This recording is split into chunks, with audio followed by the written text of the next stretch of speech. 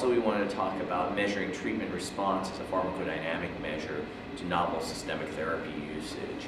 And my talk ranged from focusing on the different types of PET imaging for detecting the disease, and I talked about choline PET, C11 choline PET, and how that's probably most sensitive for detection of malignant lymph nodes.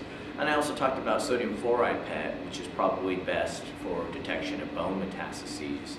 I then moved on to the part talking about response to systemic therapy and gave some examples of how FDG can be used to detect progression on patients receiving antimicrotubule therapy, but the fact that it's probably not the most sensitive imaging modality, and for patients with more hormone-sensitive or castration-sensitive disease, that we've done some work with C11 acetate that looks very promising to detect the lesions and measure and quantify treatment response.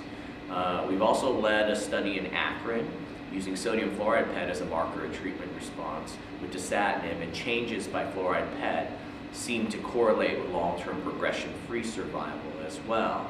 Obviously, the field of androgen receptor inhibition has progressed significantly, and novel radiotracers like FDHT that can image and illuminate the androgen receptor in cells has been interesting in the development of enzalutamide and ARN-509 as a pharmacodynamic measure, showing that the target is being hit.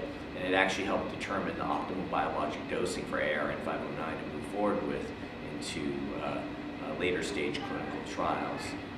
Finally, we're talking about using clinical trials with PET imaging to help understand the mechanism of action of some of the novel therapeutics that we don't exactly understand what they're doing yet, such as cabozantinib.